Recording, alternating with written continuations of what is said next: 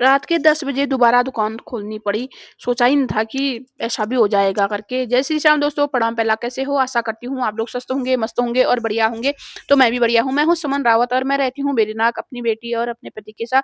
तो दोस्तों सुबह के 9 बजे से हो रही थी मिनी ब्लॉग की स्टार्टिंग। तैयार होने से तैयारियाँ रहीं, थोड़ा अपने को निहारा आरसी में और उसके बाद दवाई-ववाई खाई और मैं चली गई थी फिर सीधे दुकान में। तो बारिश हो रही थी थोड़ी हल्की-फुल्की सी। एक बार तो सोचा कि छतरी नहीं ले जाती हूँ, फिर सोचा यार वहाँ जाने तक पूरी भीग जाऊँगी करके फिर छतरी ले गई।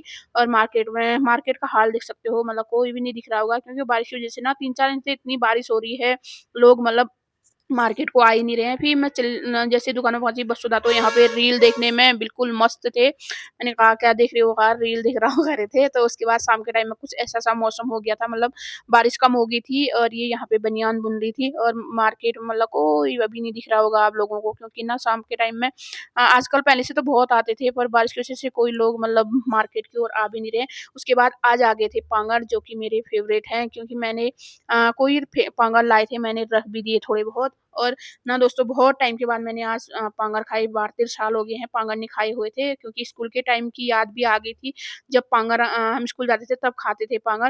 दोस्तों उसके बाद बसुधा यहाँ पे कुर्सी में बैठ के कुर्सी हिला के मतलब पता नहीं कुछ कह रहे थे मेरे से, हम ये करते थे, वो करते थे करके। बसुधा की बातें सुन के भी मेरे को कभी हँसी भी आती है और कभी मतलब जिस टाइम मूड थोड़ा वो रहता है उस टाइम मतलब इनकी बातें सुन के अच्छा भी लगता है। तो दोस्तों उसके बाद दुकान-वुकान बढ़ाई, क्योंकि आज ये कहीं गए हुए थे, मुझे 10 बजे तक मतलब दुकान में ही रहना पड़ा। तो उसके बाद बहन का फ़ोन आ गया था, सिलेंडर खत्म हो गया है, आधी रोटी बना रखी है और सिलेंडर खत्म हो गया कह रही थी। मैंने कहा चल फिर मैं आ ही रही हूँ। तो यहाँ पे गुरुजी भी आ गए थे, उन्होंने हमको छोड़ दिया था घर।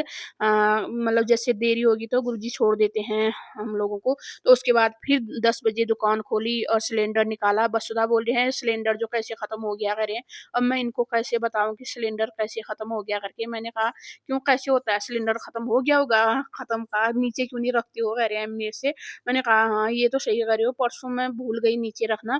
तो फिर उसके बाद मैं दोबारा दुकान खोली 10 बजे और फिर सिलेंडर निकाला। फिर सिलेंडर ले गए वसुधा सिलेंडर और मैं दुकान बढ़ाई मैंने फिर जो गई, क्योंकि डर भी लग रही थी, कोई भी नहीं दिख रहा था। बाघ भी होते हैं, मैंने कहा कहीं बाघ यहाँ से पकड़ेगा तो हो गया, नीचे ही ले जाएगा। फटाफट से गई नीचे और जैसे नीचे गई आधी रोटी बना रखी थी बहन ने, आधी बनानी थी। मैंने हाथ-मुँह धोया और थोड़ा-सा मैं भी लग गई थी उसके साथ काम करने में। तो दोस्तों पूरे परिवार के साथ हम लोगों ने अच्छे से खाना खाया। आज के लिए इतना ही, मिलती हूँ नए ब्लॉग के साथ। बाय-बाय दोस्तों।